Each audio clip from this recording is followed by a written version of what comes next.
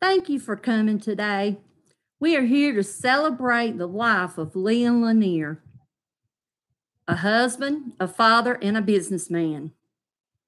Let me tell you about an 8-year-old boy that was playing in the yard. A car comes in the yard, and they have an ice cream cone stretched out to him. They then lure him into the car, drive off, take him to another house, and then after they get there, the man tells him that he's his father. Well, even as confused as he was, he saw that he had a brother, and he was happy, so he stayed with them. His father, his brother, and his stepmother. Leon Lanier was born on September the 22nd, 1925. His mother was Letitia Lanier, and she died in childbirth. So he never had a chance to know her. He was raised by his maternal grandmother till his father kidnapped him. He was not allowed to finish high school because he had to work to help raise money for the family. He was drafted into the Army, and he served in intelligence for 2 years.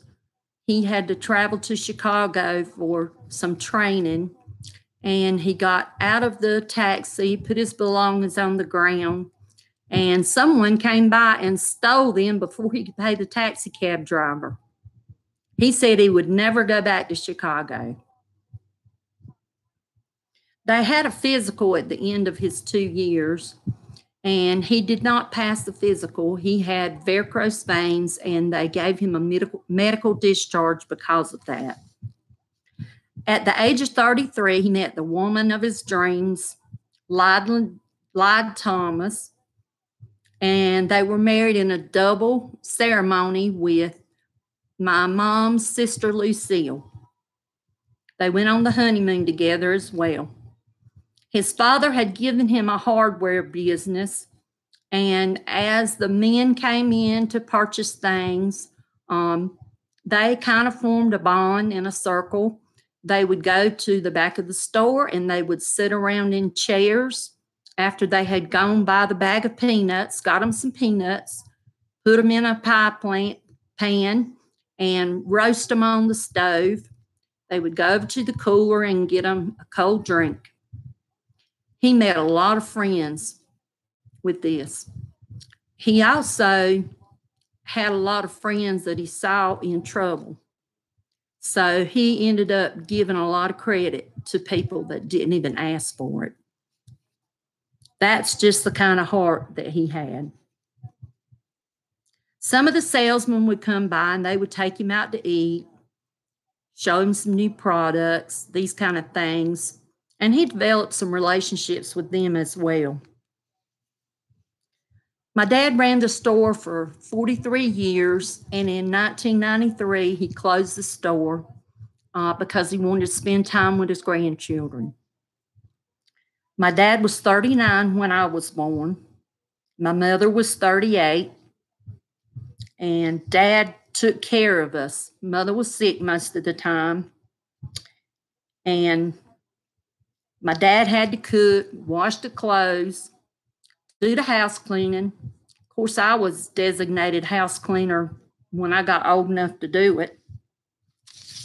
Even though he had a job that he worked till 5:30 and went to the chicken houses every day but Sunday. He served as mayor of Beulahville, police commissioner, and water sewer commissioner. During that time, they tried to have my mother arrested.